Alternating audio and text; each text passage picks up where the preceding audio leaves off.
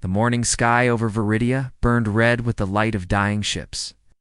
Commander Tae-woo stood on the observation deck of the Planetary Command Center, watching another evacuation transport explode in a ball of fire. The Korvan destroyers had picked it off before it could reach the safety of hyperspace. 2,000 civilians had been aboard that ship. 2,000 lives snuffed out in an instant. Tae-woo's crystalline skin, once a brilliant blue that marked him as a warrior of the highest rank, had turned a dull gray over the past 3 years of war. The color change was permanent now. It's too much death, too much loss, too much failure. His people believed that the color of their skin reflected the health of their soul. If that was true, then Tae-woo's soul was dying along with his world. "Aid, sir. The northern defense grid is failing," reported Captain Dong-hyun as he entered the command center.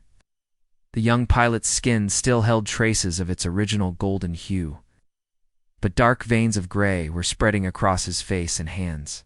Even the young were losing hope. "How long do we have?"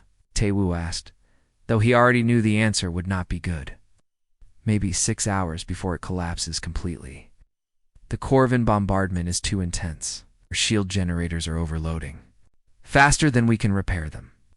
Dr. Hejin looked up from her tactical display. Her once silver skin now held the pale green tinge of exhaustion, but her eyes still burned with determination. "The southern grid fell 20 minutes ago. We have maybe 300 ships left in the entire defense fleet. The Korvans have over 2,000. Tae-woo nodded grimly. The numbers had been hopeless from the beginning, but they had fought anyway. What else could they do? The Korvan Empire consumed worlds like a plague, turning every planet they conquered into a factory for their war machine. Surrender meant slavery, and slavery meant watching their children become components in Korvan battlesuits. "What about the evacuation?" Tae-woo asked. "We managed to get 4 transports past their blockade in the last hour," Dong-hyun reported, "but they shot down 6 others. At this rate, we can maybe save 10,000 people out of 40 million. The silence that followed was heavy with the weight of failure. 40 million Viridians called this world home. 40 million souls who had trusted their leaders to protect them. And now, with the shields failing and the fleet broken, those leaders could only watch as their people faced extinction. "Sir," came a voice from across the command center. Lieutenant Woo Jin, barely out of the academy, was monitoring the deep space sensors. "I'm detecting massive energy signatures approaching from the outer system. Looks like the Korvan main fleet."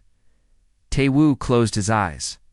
They had hoped to have more time. Korvan forces currently attacking were just the advance. Guard, the main fleet carried planet crackers, weapons that could split a world in half.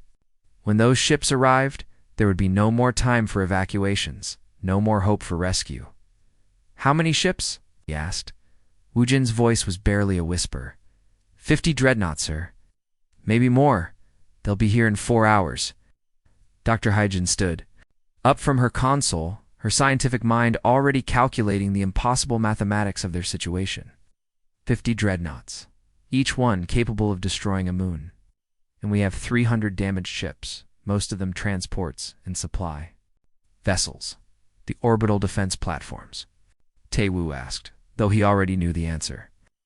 "The last one went dark an hour ago. The Korvans have complete orbital superiority now." Tae-woo walked to the center of the command room, where a holographic display showed the entire Viridia system. Red dots marked Korvan ships, closing in from all directions like a tightening noose. The few remaining blue dots representing Viridian vessels looked pitiful in comparison. "There is one option," Dr. Hejin said quietly. "The planetary self-destruct system." Everyone in the room turned to look at her. Self-destruct was their final safeguard. Installed after the Korvans had overrun the Centauri colonies and turned the survivors into cyborg slaves.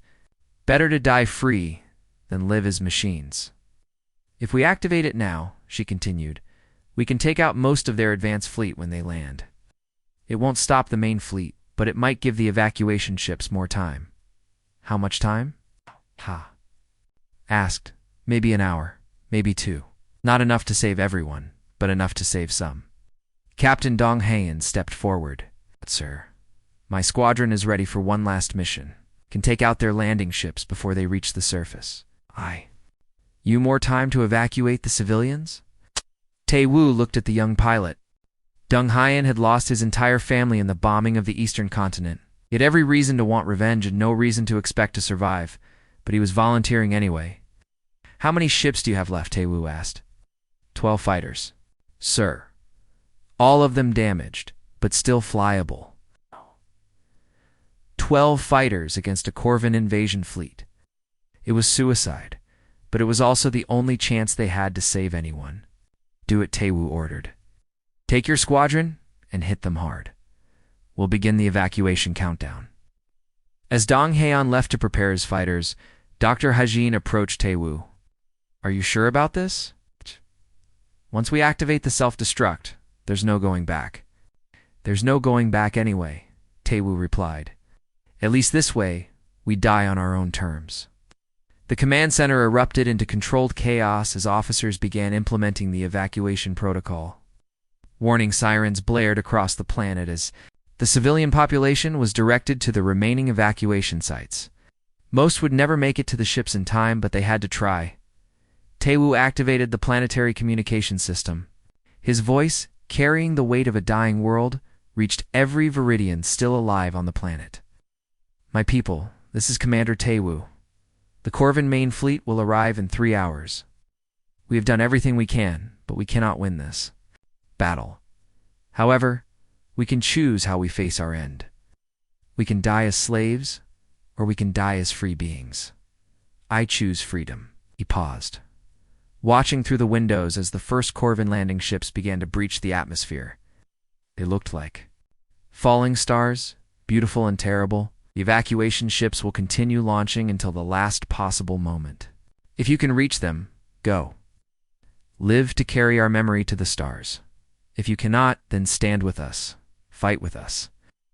Show these machines what it means to be Viridian.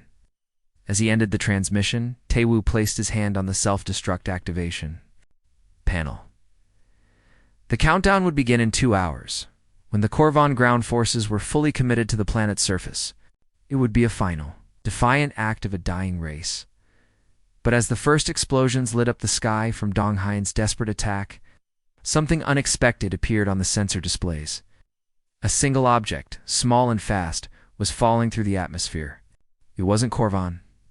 It wasn't Viridian. It was something else entirely. Something that was about to change everything. The unknown object crashed through the forest canopy with the force of a meteor, sending ancient trees flying in all directions. The impact shook the ground for miles around, and a pillar of smoke rose from the crash site like a signal fire. In the command center, Dr. Hajin stared at her sensors in confusion. It's not broadcasting any identification codes, so the design doesn't match anything in our database. Could it be a new Corvin weapon? Asked Lieutenant Woojin, his voice tight with worry. No, Dr. Hajin replied, adjusting her instruments. The energy signature is all wrong. And look at this. She pointed to her display. It's definitely a drop pod, but the materials are strange. Some kind of metal alloy I've never seen before. Commander Tae-woo studied the readings.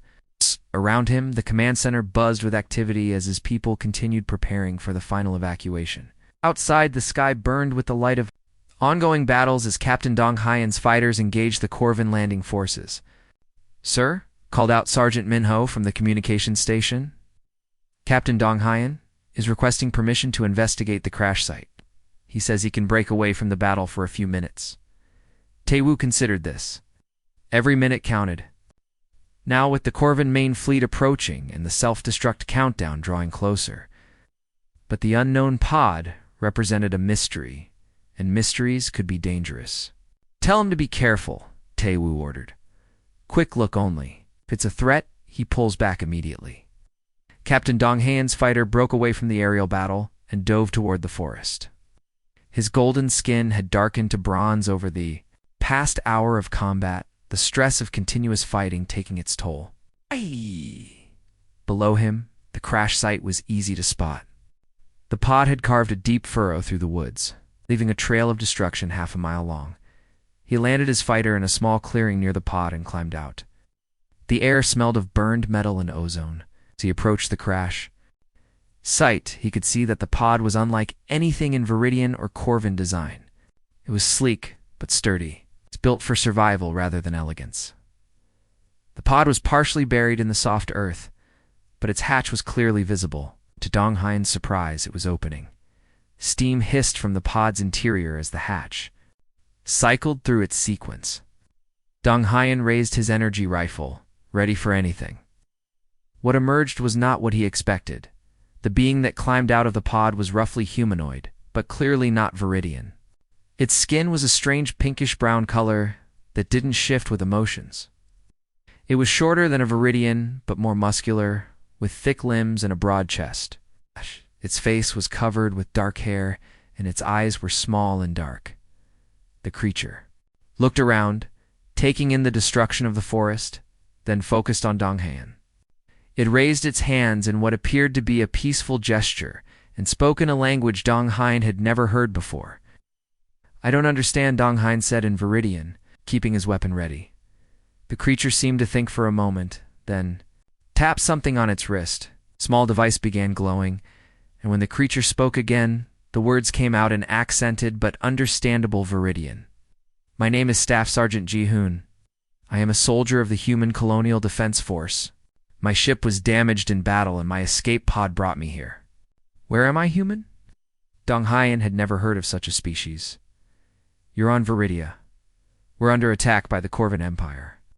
Our world is dying."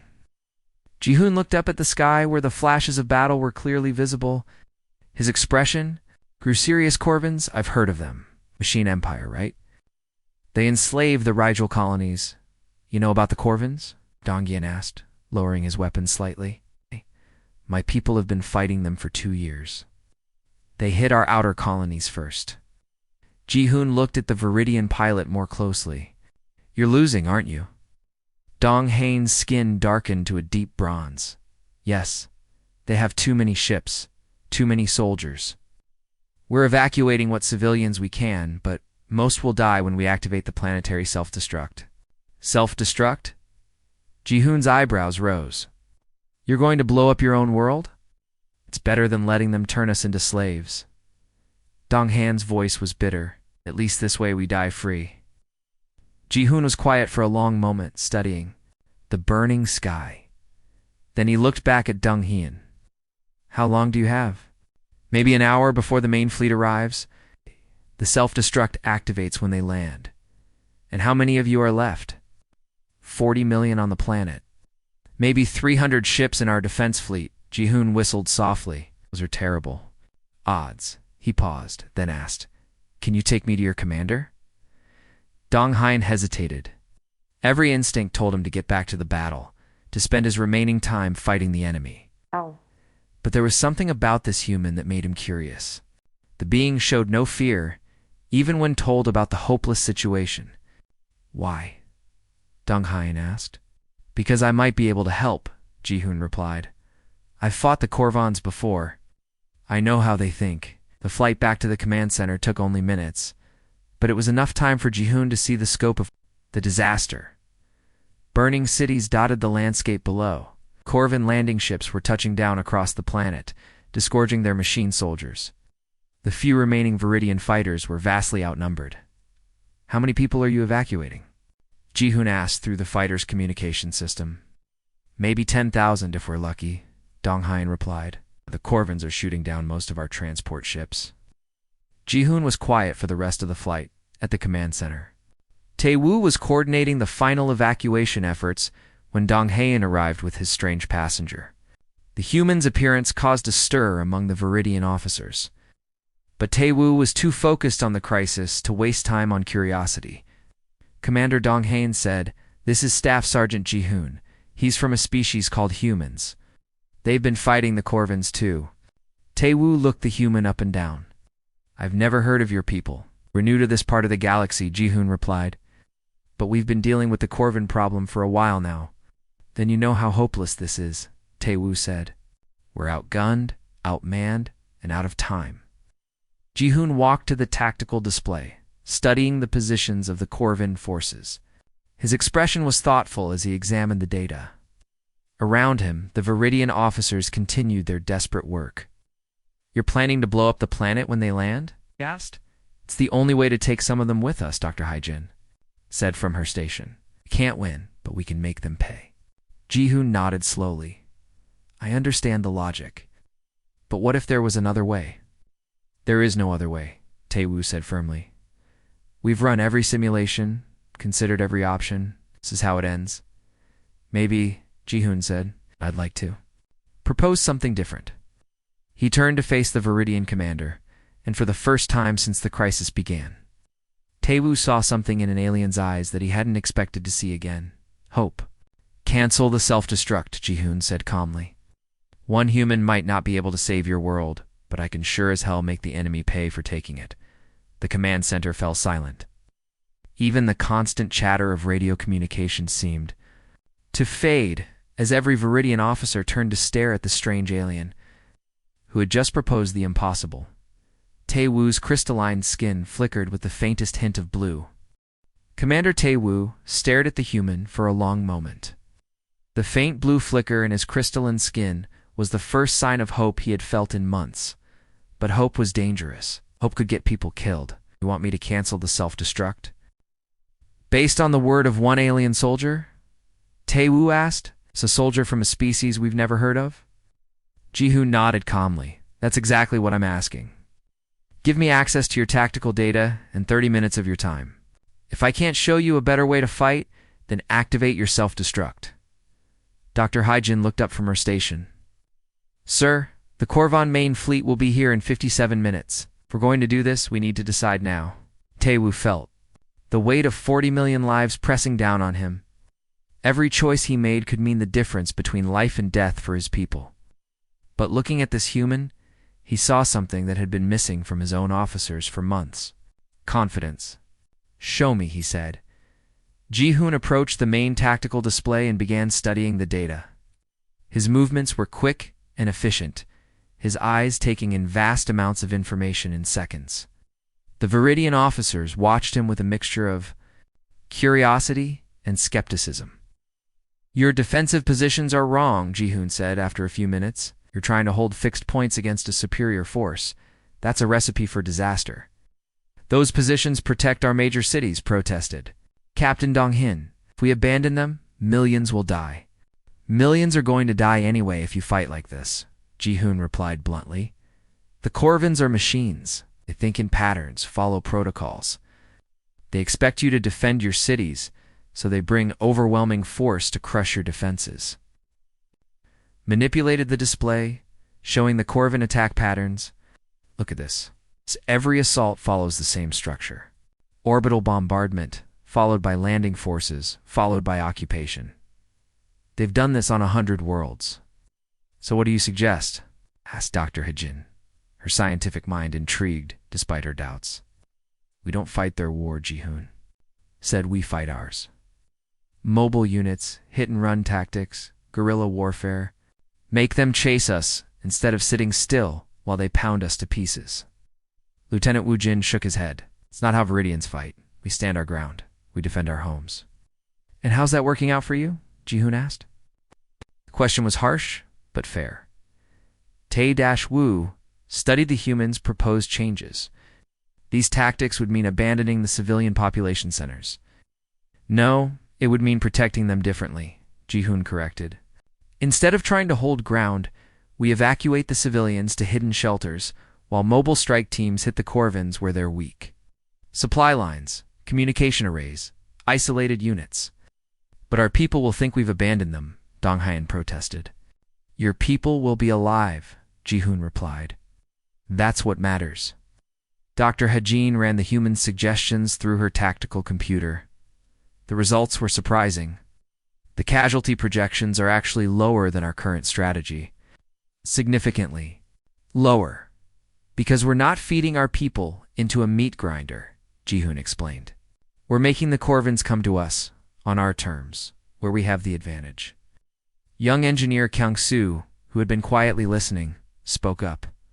What kind of advantages do we have? Korvans have better weapons, better armor, more ships. Ji-hoon smiled for the first time since arriving. If something they don't, you know this world. Every forest, every mountain, every cave, and you have something else they can't compute. What's that? Asked Taewoo. The will to fight for something you love. The command center fell quiet as the Viridians considered this. Outside, the battle continued to rage as the remaining fighters engaged the Korvan landing forces. Sir called. Sergeant Minho from the communications station. We're getting reports of Korvan ground forces landing near the eastern evacuation site. They're requesting immediate support. Taewoo looked at the display. The evacuation site was 200 miles away, defended by only a handful of fighters. By the time reinforcements arrived, the civilians would be dead or captured. We don't have anyone to send, he said grimly. I'll go, Ji-hoon said immediately. Taewoo stared at him. You're one soldier with no weapons, no vehicle, no support. I have experience fighting Korvans, Ji-hoon replied. Want to have something your people are going to learn. I don't know how to give up. Dr. Hejin stood up. I'll go with him. Someone needs to document how he fights, study his methods. Will I, added Dong Hyeon. If this human can show us a better way to fight, I want to learn. Kyung-soo stepped forward as well. I know the terrain around the evacuation site. I can help. Taewoo looked at the volunteers. Human soldier, a scientist, a pilot, and a young engineer. Against a full Korvan assault force, it should have been suicide. But something in Ji-hoon's confidence was infectious. Take a transport, he ordered. Fast in, fast out. If it looks hopeless, you retreat immediately. Understood, Ji-hoon said. Then he added, but Commander, I want you to remember something. Hopeless is just another word for Tuesday where I come from. The small team took a fast transport ship and raced toward the evacuation site. During the flight, Ji-hoon examined the Viridian weapons and equipment with a critical eye. These energy rifles are good, he told Dong Hyeon, but you're using them wrong. You're trying to punch through Korvan armor with sustained fire. Instead, go for the joints and sensors. Disable, don't destroy. Why? Asked Kang-soo. Because a disabled machine is worse than a dead one. It uses up resources, requires rescue, and demoralizes the enemy. Plus, we can cannibalize the parts. Dr. Haijin was frantically taking notes. Your tactical thinking is completely different from ours. We focus on honor, on fighting fairly. Honor doesn't save lives, Ji-hoon replied. Results do. The Korvans don't fight fair, so neither should you. As they approached the evacuation site, they could see the disaster unfolding below. 3 Korvan walkers were advancing on the civilian shelter, while a handful of Viridian defenders tried desperately to hold them back. The defenders were losing. Set us down behind those rocks, Ji-hoon ordered. We'll approach on foot. That's half a mile away, protested Dong Hyeon. By the time we get there, the civilians will be dead. Not if we do this right, Ji-hoon said. Turned to Kung-soo. Those power lines running to the settlement, can you overload them? The young engineer's eyes widened. You want to use the power grid as a weapon? I want to use everything as a weapon, Ji-hoon replied. The Korvans think in terms of conventional warfare. We're going to think in terms of survival. They reached the evacuation site just as the first Korvan walker broke through the defensive line.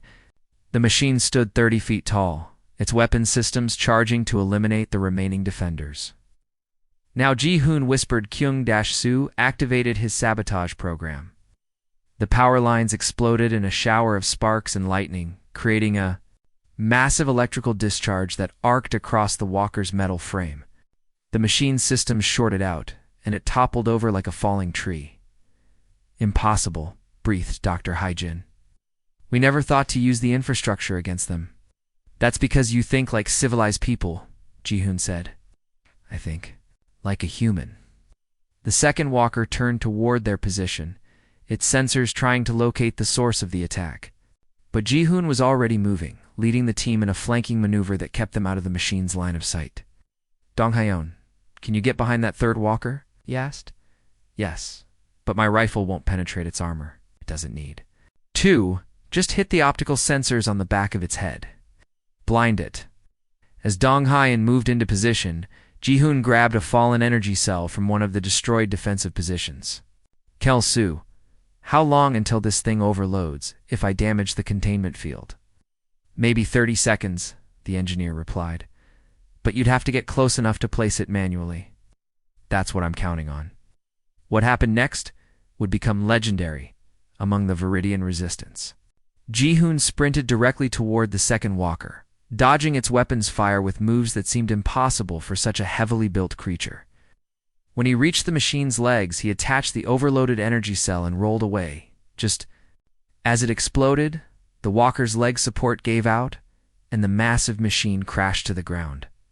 At the same moment, Dong Haen's precise shot blinded the third walker, sending it stumbling into the settlement's water treatment facility and destroying both.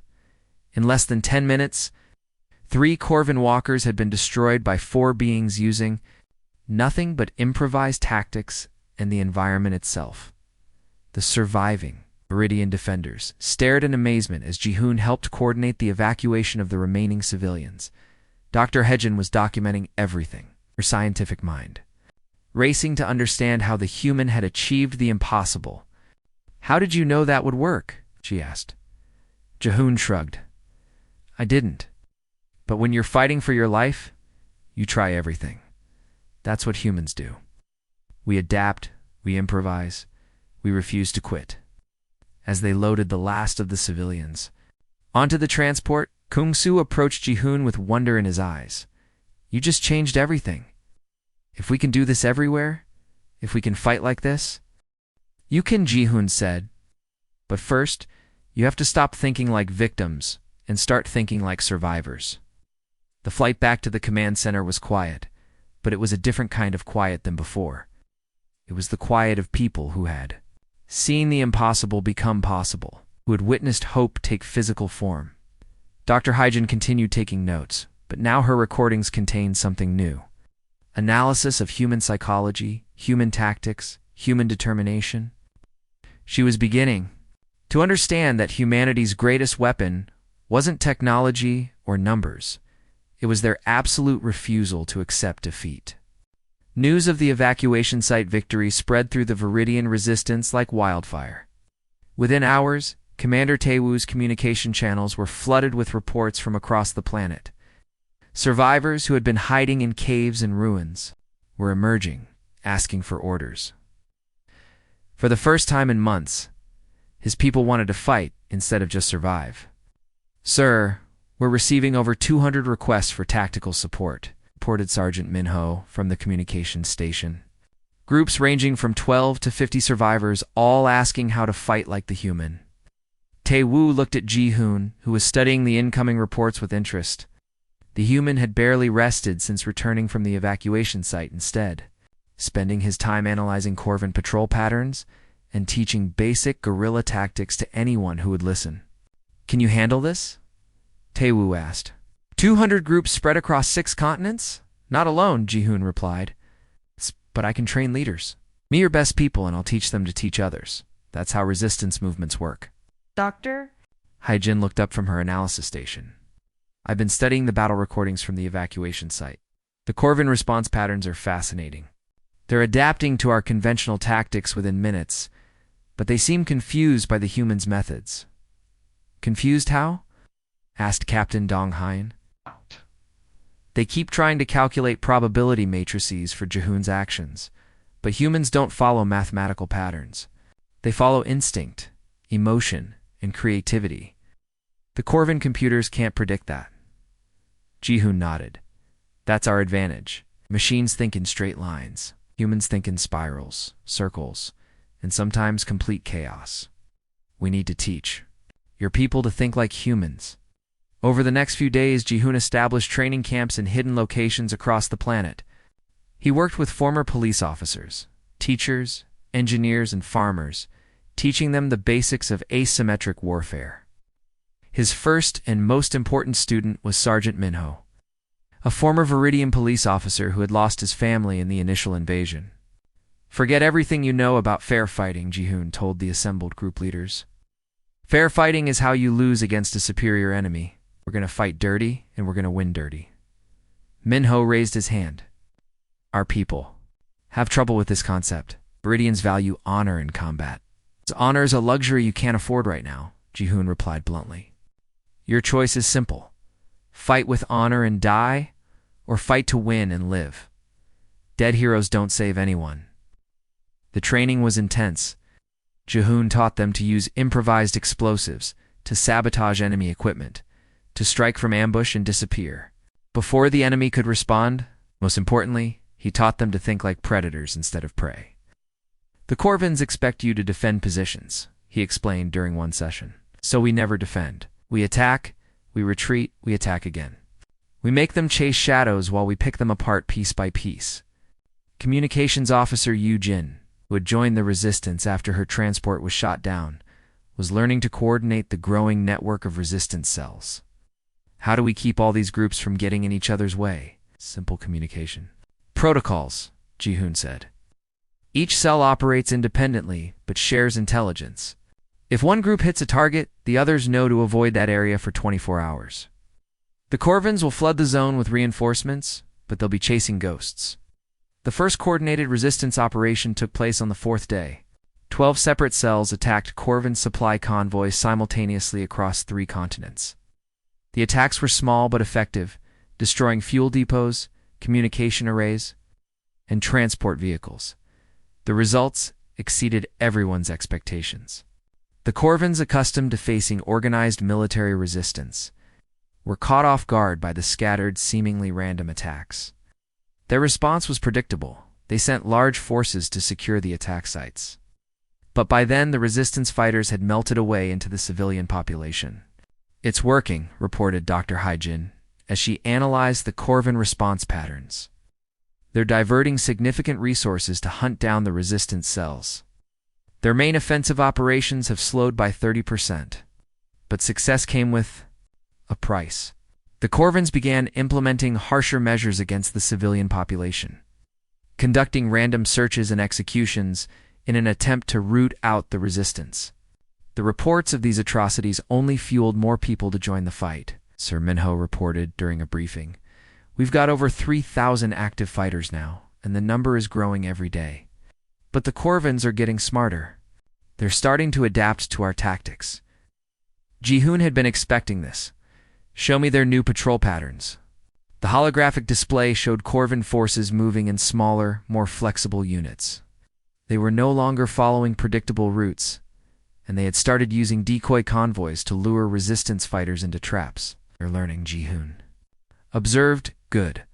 That means we're hurting them enough to force adaptation. But if they're adapting to our tactics, won't they eventually counter everything we do? Asked Yu-Jin. Ji-hoon smiled grimly. They can adapt to specific tactics, but they can't adapt to the human spirit. Every time they counter one method, we'll invent 2 new ones. That's what humans do. We never stop innovating. The next phase of the resistance was more ambitious. Instead of just hitting supply lines, they began targeting the Corvin command structure itself. Using intelligence gathered from captured equipment, identified the locations of regional command centers. The attack on the Northern Command Center became the stuff of legend. Minho led a team of 40 fighters in a complex operation that involved simultaneous strikes on power generators, communication arrays, and the main command bunker. The Corvins never knew what hit them. 37 machines destroyed, including 2 command units, Minho reported afterward. We lost 5 fighters, but we captured enough equipment to arm 3 more cells. Dr. Haijin was analyzing the captured Corvin technology when she made a disturbing discovery. Ji-hoon, you need to see this. Corvins have been tracking our communications. They know about the resistance network. Ji-hoon examined the data. They're trying to map our organization, find our leaders. They're specifically looking for you, Dr. Haijin said. They've classified you as a high-value target, something they call a chaos variable. Before Ji-hoon could respond, alarms began blaring throughout the command center. Captain Dong Hyun's voice crackled over the communication system. Sir, we've got incoming Corvin forces. It's fast attack ships heading straight for our position.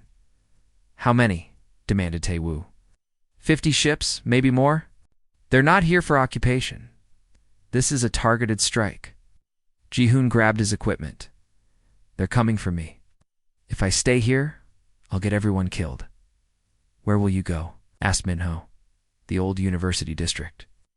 Lots of ruins, good cover, multiple escape routes. I'll draw them away from the command center.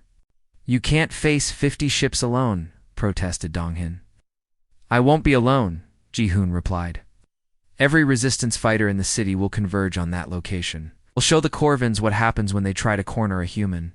Ji-hoon. Prepared to leave, Dr. Haijin grabbed his arm. Wait, I've been analyzing your combat effectiveness, studying what makes you different from us. I think I understand now. What's that? You don't fight to avoid losing, you fight to win. That's not just a tactical difference. It's a psychological one. You actually believe you can win, even when the odds are impossible. Ji-hoon nodded. That's the most important lesson I can teach your people. Belief isn't just about faith. About action. When you truly believe you can win, you fight differently. You take risks that seem crazy, but actually make sense. You never give up because giving up isn't even an option in your mind. The evacuation of the command center began. As Ji-hoon made his way toward the university district, behind him, the resistance network that had grown from a handful of survivors into a planet-wide insurgency continued to operate. Even if he didn't survive the coming battle, the movement would continue. As he reached the ruins of the old university, Ji-hoon looked up at the sky where the Corvin attack ships were beginning their descent. Around him, resistance fighters were emerging from hiding places throughout the city, converging on his position. Not because they had been ordered to, but because they had chosen to. Come on then, he said to the approaching enemy. Let's see how you deal with a few thousand humans who refuse to lose. The battle of the university was about to begin, and with it, the resistance would face its greatest test. But for the first time since the war began, the Viridians were not fighting just to survive. They were fighting to win, and they were fighting like humans. The ruins of the old university stretched across several city blocks, a maze of collapsed buildings and broken statues that had once been a center of learning. Now it would become a battlefield that would determine the fate of Viridia Ji-hoon. Moved through the rubble with practiced ease, his eyes constantly scanning for defensive positions and escape routes. Around him, resistance fighters emerged from hiding places throughout the district. They came in small groups, carrying improvised weapons and wearing the grim expressions of people who had nothing left to lose. How many do we have? Asked Minho. As he joined Ji-hoon at the central courtyard.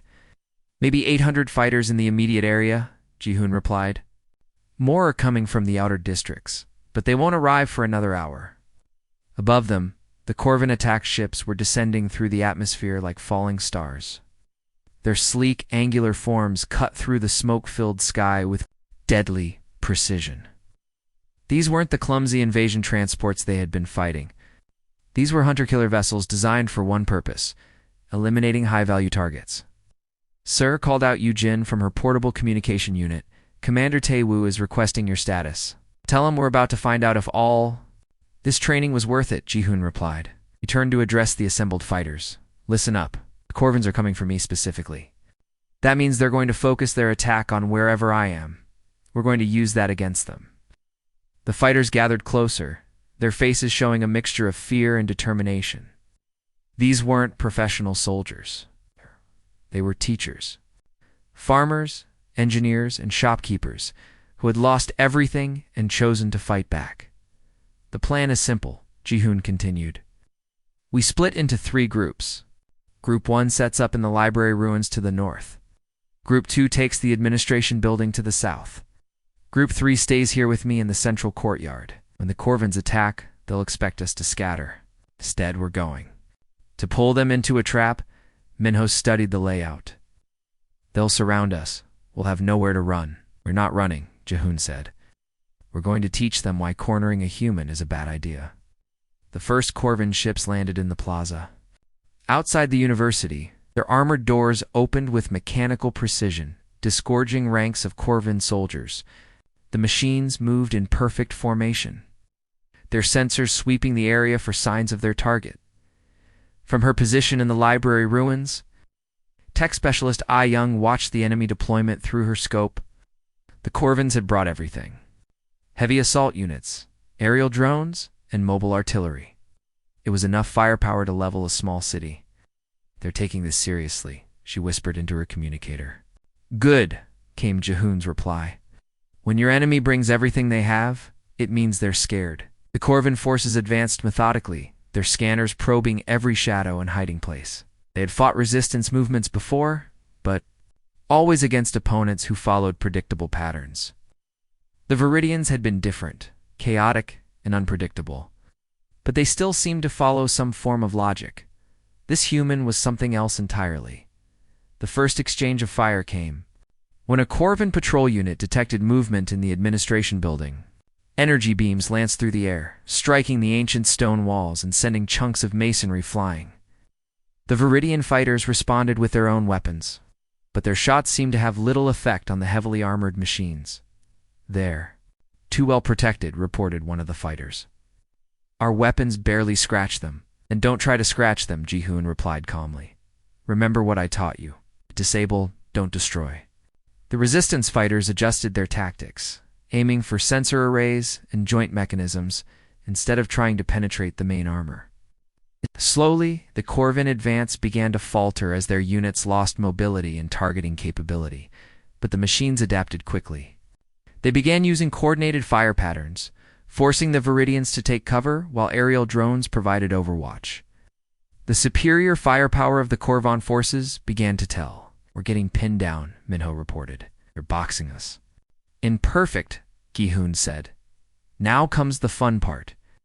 He activated a device he had been carrying since the evacuation site battle. It was a modified Corvin communication unit, reprogrammed by Dr. Hyjin to broadcast false signals. Suddenly, the Corvin forces received what appeared to be urgent orders from their command ship. "Enemy reinforcements approaching from the east," the false signal reported. "All units redirect to intercept." The Corvin response was immediate and predictable. Half their forces turned to face the non-existent threat, breaking their formation and exposing their flanks. In that moment of confusion, Ji-hoon struck. "Now," he commanded. The resistance fighters emerged from their hiding places simultaneously, hitting the scattered Corvin units from multiple directions. The machines, caught between their original objectives and the false orders, hesitated for precious seconds in warfare. Seconds could mean the difference between victory and defeat. Explosions rocked the university courtyard as improvised bombs detonated under Corvin vehicles. Energy weapons crackled through the air as fighters targeted the vulnerable joints and sensors of the enemy machines. The orderly Corvin assault dissolved into chaos. But the machines were learning. The Corvin commander quickly identified the source of the false signals and began issuing new orders. The scattered units began to regroup, their superior firepower once again asserting itself. "They're adapting," reported Ah-young. "They've figured out our trick." "Of course they have," Ji-hoon replied. "Time for trick number 2. He pulled out another device, this one cobbled together from civilian equipment and Corvin technology. It was a sonic disruptor. It's designed to interfere with the frequency the Corvins used for internal communication. The effect was immediate. The Corvin units began moving erratically, their coordination broken. Some machines turned on their own allies, their sensors confused by the interference. Others simply stopped moving, their systems overwhelmed by contradictory signals. "Possible," came a mechanical voice from the Corvin command unit. "How are they generating this level of interference?" "Human ingenuity," Ji-hoon replied into his communicator, knowing the enemy would hear him, something your programmers never accounted for. The battle continued for hours, with neither side able to gain a decisive advantage. The Corvin forces had superior numbers and firepower. But the resistance fighters had something equally valuable: the ability to think beyond the parameters of conventional warfare. As the sun began to set, reinforcements arrived from across the city. More resistance fighters, drawn by the sound of battle, converged on the university district. The Corvin forces found themselves facing not just the original defenders, but a growing army of volunteers who had chosen to fight alongside the human. "Sir," Minho reported, "we now have over 2,000 fighters in the area. The Corvins are starting to pull back." But Ji-hoon wasn't celebrating. He could see the bigger picture, and it wasn't good. The Corvin forces were withdrawing, but they were doing so in good order. They had learned what they came to learn about human tactics, and now they would adapt.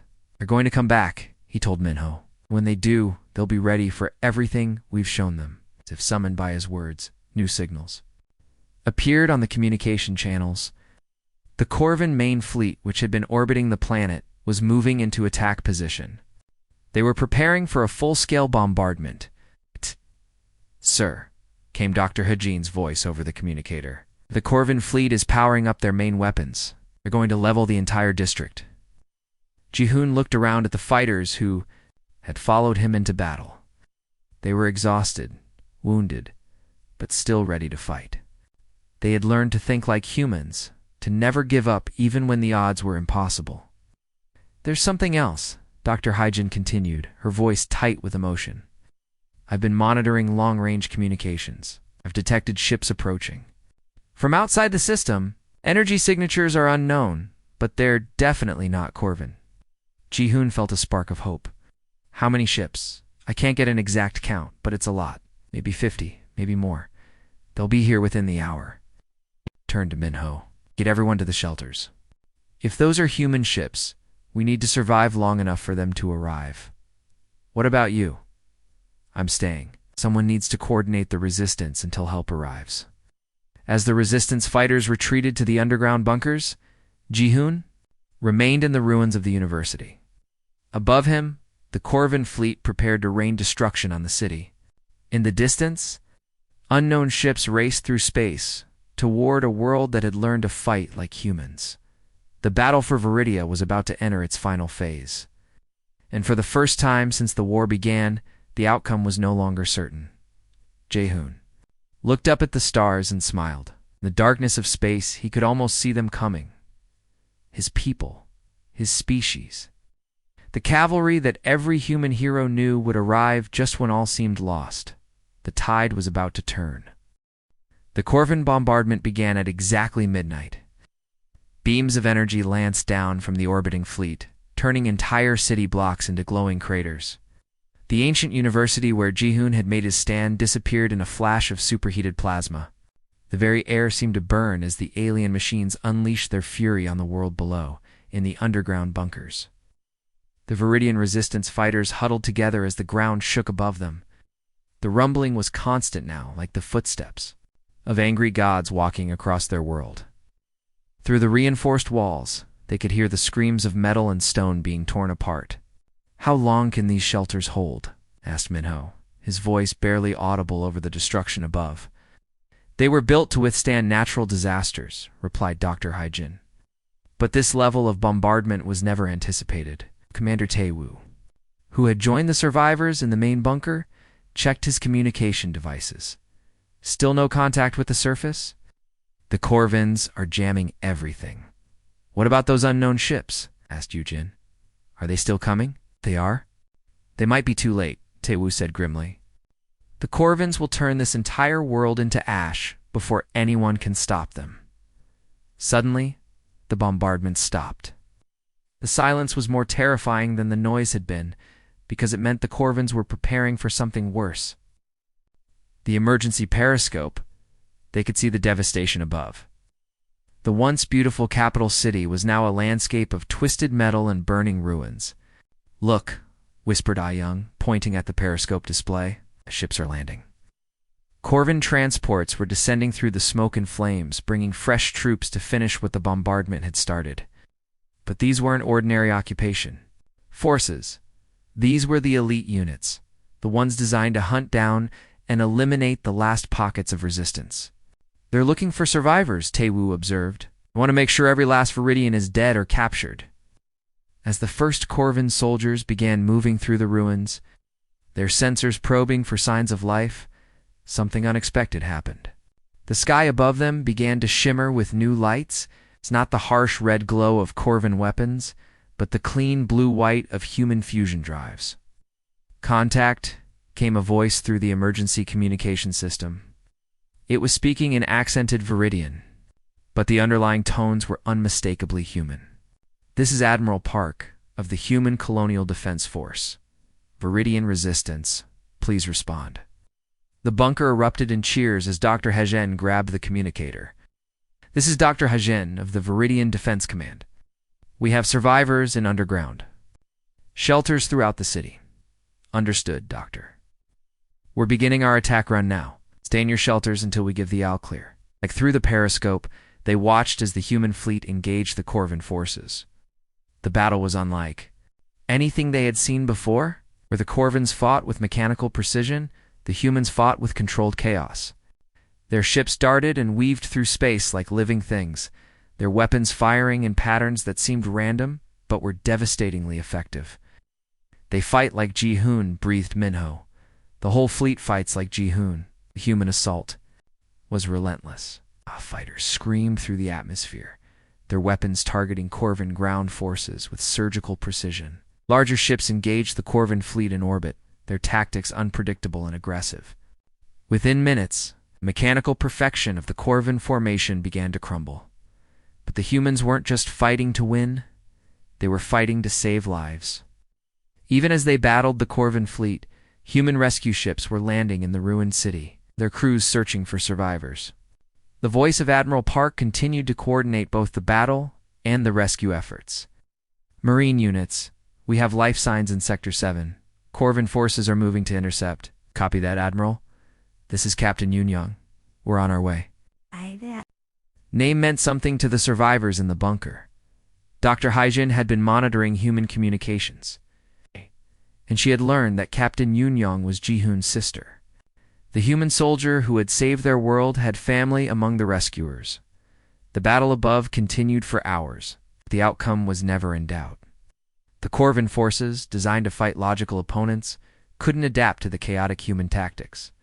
One by one, their ships were destroyed or forced to retreat.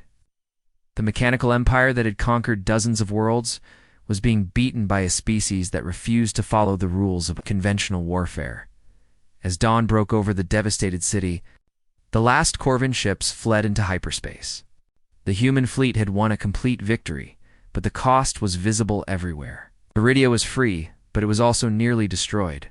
All survivors, this is Admiral Park. The system is secure. Repeat, the system is secure. Rescue teams are moving. To your locations. The bunker doors opened for the first time in days, and the survivors emerged into a world transformed. The familiar skyline was gone, replaced by a wasteland of rubble and smoking craters. But among the ruins, they could see human soldiers helping Viridian civilians. Human medics treating the wounded, human engineers working to restore basic services. Captain Yoon-young found them as they emerged from the bunker. She was tall and broad-shouldered like her brother, with the same determined expression and steady eyes. But when she spoke, her voice was heavy with loss. I'm looking for the people who fought with my brother, she said. I want to hear about his last days. Minho stepped forward.